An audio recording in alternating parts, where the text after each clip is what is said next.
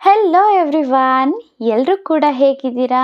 I hope ಎಲ್ಲರೂ ಕೂಡ ಚೆನ್ನಾಗಿದ್ದೀರಾ ಅಂತ ನಾನು ಅಂದ್ಕೊಳ್ತೀನಿ.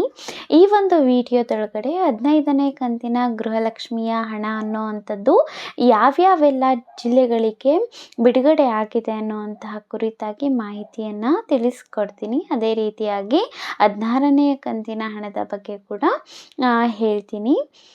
ಕಂಪ್ಲೀಟಾಗಿ ಅಂದರೆ ಯಾವ್ಯಾವ ಜಿಲ್ಲೆಗಳಿಗೆ ಈಗಾಗಲೇ ಬಿಡುಗಡೆ ಆಗಿರೋ ಅಂಥದ್ದು 15ನೇ ಕಂತಿನ ಹಣ. ಹಾಗಾಗಿ ಆ ಎಲ್ಲ ಜಿಲ್ಲೆಗಳನ್ನು ಕೂಡ ಹೇಳ್ತೀನಿ. ಮೊದಲನೇ ಹಂತದಲ್ಲಿ ಒಂದೆಷ್ಟು ಜಿಲ್ಲೆಗಳಿಗೆ ಹಣವನ್ನು ಬಿಡುಗಡೆ ಮಾಡಿರೋ ಅಂಥದ್ದು, ಇನ್ನು ಎಷ್ಟೋ ಜಿಲ್ಲೆಗಳಿಗೆ ಬಿಡುಗಡೆಯನ್ನು ಮಾಡಿಲ್ಲ, ಅದನ್ನು ಎರಡನೇ ಹಂತದಲ್ಲಿ ಬಿಡುಗಡೆ ಮಾಡ್ತಾರೆ. ನಾನು ಏನು ಹೇಳ್ತೀನಿ ಈಗ ಲಿಸ್ಟಲ್ಲಿ, ಅದು ಮೊದಲನೇ ಹಂತದಲ್ಲಿ ಬಿಡುಗಡೆ ಆಗಿರುವಂಥದ್ದು. ಅವರಿಗೆ ಆದಷ್ಟು ಬೇಗನೆ ಗೃಹಲಕ್ಷ್ಮಿಯ 15ನೇ ಕಂತಿನ ಹಣ ಅನ್ನುವಂಥದ್ದು ಬರುತ್ತೆ. ಈ ಒಂದು ಲಿಸ್ಟಲ್ಲಿ ನಿಮ್ಮ ಜಿಲ್ಲೆ ಕೂಡ ಇದೆಯಾ ಅಂತ ನೋಡ್ಕೊಳ್ಳಿ. ಅದಕ್ಕೂ ಮುಂಚೆ ನೀವೇನಾದರೂ ನನ್ನ ಚಾನಲ್ಗೆ ಇನ್ನೂ ಸಬ್ಸ್ಕ್ರೈಬ್ ಮಾಡ್ಕೊಳ್ದಲ್ಲೇ ಈ ವಿಡಿಯೋನ ನೋಡ್ತಾ ಇದ್ದೀರಾ ಅಂತಂದರೆ ದಯವಿಟ್ಟು ನನ್ನ ಚಾನಲ್ನ ಸಬ್ಸ್ಕ್ರೈಬ್ ಮಾಡ್ಕೊಳ್ಳಿ. ಒಂದು ರಿಕ್ವೆಸ್ಟ್ ಇದೆ, ಏನು ಅಂತ ಅಂದರೆ ಈ ಒಂದು ವಿಡಿಯೋಗೆ ಲೈಕ್ ಮಾಡಿ, ಸೊ ದಟ್ ಬೇರೆಯವರು ಕೂಡ ಈ ಒಂದು ವಿಡಿಯೋನ ನೋಡ್ತಾರೆ.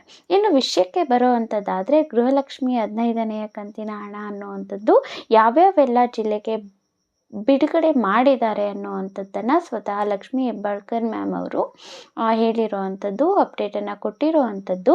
ಅದು ಈ ಒಂದು ಮಕ್ಕಳ ಮತ್ತು ಮಹಿಳಾ ಅಭಿವೃದ್ಧಿ ಇಲಾಖೆಯ ಕಡೆಯಿಂದ ಅಪ್ಡೇಟ್ ಅನ್ನುವಂಥದ್ದು ಬಂದಿರೋ ಅಂಥದ್ದು. ಹಾಗಾದರೆ ನೋಡೋಣ ಯಾವ ಯಾವ ಜಿಲ್ಲೆಗಳಲ್ಲಿ ಮೊದಲನೆಯ ಒಂದು ಹಂತದಲ್ಲಿ ಗೃಹಲಕ್ಷ್ಮಿ 15ನೇ ಕಂತಿನ ಹಣ ಬಂದಿದೆ ಅಂತ ಅಂದರೆ, ಯಾದಗಿರಿ ಜಿಲ್ಲೆ, ಉತ್ತರ ಕನ್ನಡ ಜಿಲ್ಲೆ, ದಾವಣಗೆರೆ, ಬೀದರ್, ಮೈಸೂರು, ಚಾಮರಾಜನಗರ, ವಿಜಯಪುರ, ಚಿಕ್ಕಬಳ್ಳಾಪುರ, ರಾಯಚೂರು ಜಿಲ್ಲೆ, ಶಿವಮೊಗ್ಗ, ಚಿಕ್ಕಮಗಳೂರು ಜಿಲ್ಲೆ, ಚಿತ್ರದುರ್ಗ ಜಿಲ್ಲೆ, ಉಡುಪಿ, ತುಮಕೂರು, ಇಷ್ಟು ಜಿಲ್ಲೆಗಳು ಏನಿದ್ದಾವೆ, ಈ ಒಂದು ಜಿಲ್ಲೆಗಳಿಗೆ 15ನೇ ಕಂತಿನ ಹಣ ಅಂಥದ್ದು ಬಿಡುಗಡೆ ಆಗಿದೆ.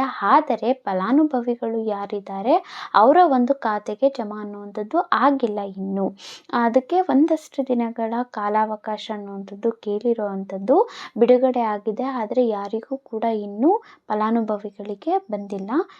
ಈಗ ಬಿಡುಗಡೆ ಆಗಿರೋದ್ರಿಂದ ಜನ ಏನು ಅಂದ್ಕೊಂಡಿರ್ತಾರೆ, ಒಂದು 2-3 ದಿನಗಳೊಳಗಡೆ ಈ ಒಂದು ಹಣ ಅನ್ನುವಂಥದ್ದು ಖಾತೆಗೆ ಬರುತ್ತೆ ಅಂತ. ಆದರೆ ಬರೋದಿಲ್ಲ, ಒಂದು 15 ದಿನಗಳ ಕಾಲ ಆದರೂ ಸಮಯನ ತಗೊಳ್ಳೋ ಅಂಥದ್ದು ಅಂತ ಹೇಳಿದ್ದಾರೆ. ಒಂದಷ್ಟು ದಿನಗಳು ತಗೊಳುತ್ತೆ. ಈ ಒಂದು 15ನೇ ಕಂತಿಂದ ಏನು ಬರುತ್ತೆ ಅಲ್ವಾ, ಅದನ್ನು ಡಿಸೆಂಬರಲ್ಲಿ ಹಾಕುವಂಥ ಚಾನ್ಸಸ್ ತುಂಬ ಇರುತ್ತೆ. ಈ ಸಲ ಅಂತೂ 15 ಮತ್ತು 16ನೇ ಕಂತಿನ ಹಣ ಏನಿದೆ ಅವೆರಡೂ ಕೂಡ ಒಟ್ಟಿಗೆ ಬರುವಂತಹ ಸಾಧ್ಯತೆಗಳು ತುಂಬಾ ಇರಬಹುದು ಅಂತ ಅಂದ್ಕೊಳ್ತಾ ಇದ್ದೀವಿ. ಯಾಕೆ ಅಂತ ಅಂದರೆ, ಇವಾಗ ನೋಡ್ತಾ ಇದ್ದೀರಾ, ರೇಷನ್ ಕಾರ್ಡ್ದು ಏನಿದೆ ಅದನ್ನು ಪ್ರೊಸೆಸಿಂಗಲ್ಲಿ ಇಟ್ಟು ಎಷ್ಟೊಂದು ಜನದ ರೇಷನ್ ಕಾರ್ಡ್ಗಳನ್ನುವಂಥದ್ದು ಡಿಲೀಟ್ ಮಾಡಲಾಗ್ತಾ ಇದೆ. ಅದರಿಂದ ಏನಾಗ್ತಾ ಇದೆ, BPL ಕಾರ್ಡ್ ಅಂತ ಏನು ತೆಗೆದಾಕ್ತಾ ಇದ್ದಾರಲ್ವ, ಅವರಿಗೂ ಕೂಡ ಈ ಒಂದು ಗೃಹಲಕ್ಷ್ಮಿ ಹಣ ಅನ್ನುವಂಥದ್ದು ಸಿಗೋದಿಲ್ಲ ಅನ್ನುವಂಥ ಮಾಹಿತಿಗಳು ಸಿಗ್ತಾ ಇರೋವಂಥದ್ದು. ಆದರೆ ನಿಜವಾಗ್ಲೂ ಒಂದು ವೇಳೆ ನೀವು ಬಡವರೇ ಆಗಿದ್ದು, ಒಂದು ವೇಳೆ ಏನಾದರೂ ಡಿಲೀಟ್ ಮಾಡಿದ್ದಾರೆ ರೇಷನ್ ಕಾರ್ಡ್ ಅಂತ ಅಂದರೆ ನೀವು ಮತ್ತೆ ಅರ್ಜಿಯನ್ನು ಹಾಕ್ಕೊಳ್ಬಹುದು. ಆವಾಗ ಏನು ಮಾಡ್ತಾರೆ, ನಿಮಗೆ BPL ಕಾರ್ಡ್ ಅನ್ನುವಂಥದ್ದು ವಾಪಸ್ ಬರುತ್ತೆ ಅಂತ ಹೇಳಿರೋವಂಥದ್ದು. ಇದ್ರ ಬಗ್ಗೆ ಕೂಡ ನಿಮಗೇನಾದರೂ ಮಾಹಿತಿ ಬೇಕು ಅಂತ ಅಂದರೆ ನನಗೆ ಕಮೆಂಟ್ ಮಾಡಿ ತಿಳಿಸಿ. ನಾನು ಡೀಟೇಲ್ ಆಗಿ ಅದ್ರ ಬಗ್ಗೆನೇ ವಿಡಿಯೋನ ಮಾಡ್ತೀನಿ. ಇನ್ನು ಇದಿಷ್ಟು ಆಗಿತ್ತು 15ನೇ ಕಂತಿನ ಹಣ ಯಾವ್ಯಾವ ಜಿಲ್ಲೆಯಲ್ಲಿ ಬಿಡುಗಡೆ ಆಗಿದೆ ಅನ್ನುವಂಥದ್ದು.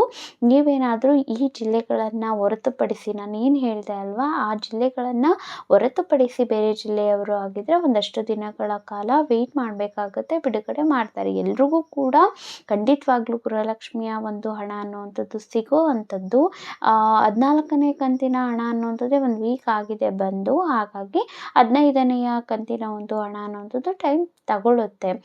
ಅದಾದಮೇಲೆ 14ನೇ ಕಂತಿನ ಹಣ ಅನ್ನುವಂಥದ್ದು ಕೂಡ ಬರುತ್ತೆ. ಇದೇ ರೀತಿಯಾದಂತಹ ಇನ್ಫಾರ್ಮೇಟಿವ್ ವಿಡಿಯೋಸ್ ಬೇಕಿತ್ತು ಅಂತ ಅಂದರೆ ನನ್ನ ಒಂದು ಚಾನಲ್ಗೆ ಸಬ್ಸ್ಕ್ರೈಬ್ ಮಾಡ್ಕೊಳ್ಳೋದನ್ನು ಮರಿಬೇಡಿ. ಅದೇ ರೀತಿಯಾಗಿ ವಿಡಿಯೋ ಏನಾದರೂ ಇಷ್ಟ ಆಗಿದ್ದರೆ ಒಂದು ಲೈಕ್ ಮಾಡಿ. Thank you.